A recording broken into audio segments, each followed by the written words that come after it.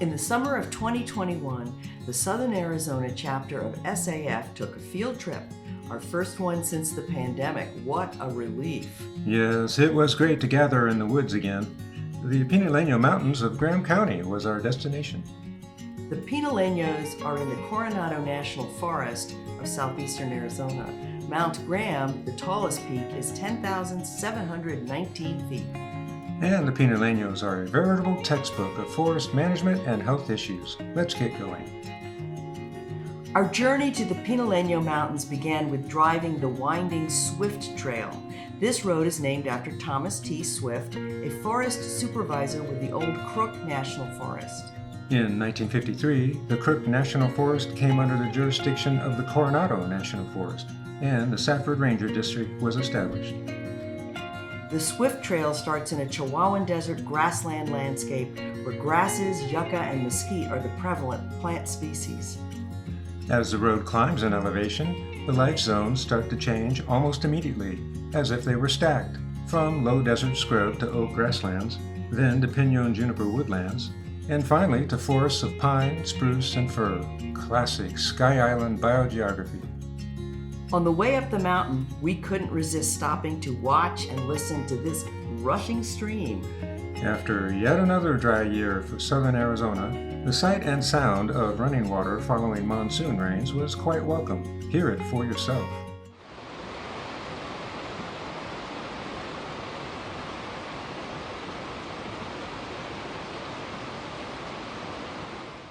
We met our fellow SAFers as well as Forest Service employees who would be our guides at the Columbine Work Center, itself a historic cabin built in 1935 by the CCC.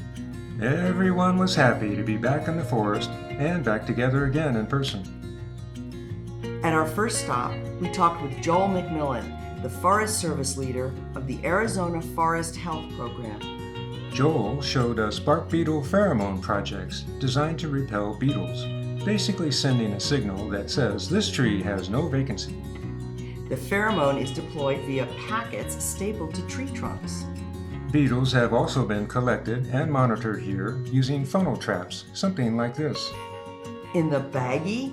Just 1 day's worth of collected beetles. That's impressive. Say, do you ever wonder what the beetles think of us humans? In spite of concerted management efforts to keep the insects at bay, many southwestern white pine trees up here have been killed by mountain pine beetle.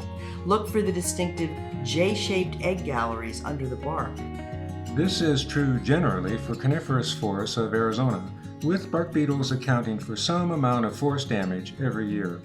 Bark beetles, a way of life in forestry. Fire is also a key forest disturbance agent in the Pinaleños. Yep, the 2017 Fry Fire burned 29,000 acres and prompted some spectacular images. And the 2004 Nuttall Fire burned 12,000 acres, also photogenic. The 1996 Clark Peak Fire was only 6,000 acres, small by recent standards, but it burned with high severity, leaving zones of near total death of trees. In the long term, tree ring records from the Pinaleños show a history of frequent fire every few years throughout the 1700s and 1800s, but less frequent during the 1900s. Interesting. An additional complication to fire on Mount Graham is the infrastructure within its wildland-urban interface. Mount Graham is home to an astronomical observatory, worth perhaps billions of dollars in buildings and equipment alone, as well as tens of millions of dollars in annual operations. This might be some of the most expensive WUI anywhere. Forest fire obviously poses a risk to this, so extraordinary measures must be taken to protect this wildland-urban interface. Whoa, that was a close call with the Fry Fire. Close call. As for wildlife, among the other usual denizens of western forests like black bear, deer, and turkey, Mount Graham is home to a subspecies of red squirrel. This one is rare, so uncommon in fact, that one source has listed it as the most endangered wildlife species of the state of Arizona. Its population size fluctuates from a few hundred to just a few dozen of individuals, depending on environmental events through time, such as fires and beetle outbreaks. We didn't happen to see a red squirrel on this trip, but pretty much every squirrel home is known and mapped, as the recovery plan calls for intensive monitoring in the effort to preserve this subspecies. So, what can be done up here to improve forest conditions?